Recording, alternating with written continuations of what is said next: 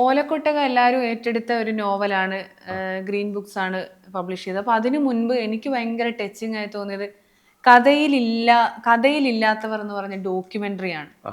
ഭയങ്കര രസമായിരുന്നു അത്. എങ്ങനെയാണ് ആ ഒരു ഡോക്യുമെന്ററി ചെയ്യാൻ പ്രേരിപ്പിച്ചത്?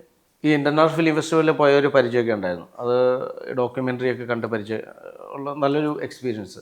കണ്ട് മാത്രമുള്ള പരിചയം, ഒരു ക്യാമറയിൽ കൂടി ഇതുവരെ നോക്കിയിട്ടില്ല. പക്ഷേ എനിക്ക് ഒരു ഡോക്യുമെൻ്ററി ചെയ്യണമെന്ന് ഭയങ്കര ആഗ്രഹം ഉണ്ടായിരുന്നു. അത് സിനിമ പോസ്റ്റ്രോട്ടിപ്പ് തൊഴിലാളികളെ കുറിച്ചൊരു ഡോക്യുമെൻ്ററി ചെയ്യണമെന്ന് ഇങ്ങനെ ആഗ്രഹിച്ചു. അപ്പോൾ ആ കാലത്തായിരുന്നു ഒരേ കടൽ സിനിമ ഇറങ്ങിയത്. അപ്പോൾ ശ്യാമപ്രസാദ് ഡയറക്ടർ, എനിക്ക് പുള്ളിയോട് ഭയങ്കര ഇഷ്ടമായിരുന്നു, ആ സിനിമയോട് ഇഷ്ടം. അത് എന്നെ അദ്ദേഹത്തിലേക്ക് എത്തിച്ചു. അദ്ദേഹത്തെ കണ്ടു. അദ്ദേഹം പറഞ്ഞു, ഞാൻ ഇതേപോലെ എൻ്റെ ആഗ്രഹം സാറേ എനിക്കൊരു ഡോക്യുമെൻ്ററി ചെയ്യണം. അപ്പോൾ എന്നോട് പറഞ്ഞു, നീ ഫെസ്റ്റിവലിലേക്ക് കാണുന്നതല്ലേ, ചെയ്യാൻ പറഞ്ഞു. ഓക്കെ, സാറ് ധൈര്യം തന്നു.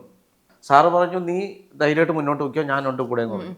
അങ്ങനെ തിരുവനന്തപുരത്ത് പ്രസ് ക്ലബ്ബിൽ വെച്ചിട്ട് പൂജ നടത്തി. ഒരു 1.5 വർഷത്തോളം ഇതിൻ്റെ ഷൂട്ടിംഗ് ആയിരുന്നു. ഷൂട്ടിംഗ് എന്ന് പറഞ്ഞാൽ 1.5 വർഷത്തോളം അത് വരാനുള്ള കാരണം എന്ന് പറഞ്ഞാൽ സാമ്പത്തിക പ്രശ്നം ഉണ്ടായിരുന്നു ഒന്ന്. പിന്നെ സഹായിച്ച എൻ്റെ സുഹൃത്തുക്കൾ മാത്രമേ ഉള്ളായിരുന്നുള്ളൂ. അപ്പോൾ ഇതെങ്ങനെ തുടങ്ങണം എന്നതിനെ കുറിച്ച് പിന്നെ ഞാനും എൻ്റെ അനിയനും കൂടെ എന്നെ ഹെൽപ്പ് ചെയ്തു, സ്ക്രിപ്റ്റിൻ്റെ കാര്യങ്ങളൊക്കെ എഴുതാനും ഒക്കെ ആയിട്ട്. അങ്ങനെ ഒരു ദിവസം ശ്യാമപ്രസാദ് സാറിനെ കാണാനിടെ എന്തായി വർക്ക് എന്തായാലും ചോദിച്ചു. ഞാൻ പറഞ്ഞു, സാറേ പ്രശ്നങ്ങളുണ്ട്, സാമ്പത്തിക പ്രശ്നമുണ്ടെന്ന്. അപ്പോഴേ സാറ് വീട്ടിൽ നിന്നൊരു ചെക്ക് എഴുതി തന്നു, ഇത് കൊണ്ടുപോയിട്ട് ബാക്കി ചെയ്യാൻ പറഞ്ഞു. അങ്ങനെ സാറ് തന്ന ചെക്ക് മാറി ഡോക്യുമെൻ്റ് പൂർത്തിയാക്കി പുറത്തിറങ്ങി.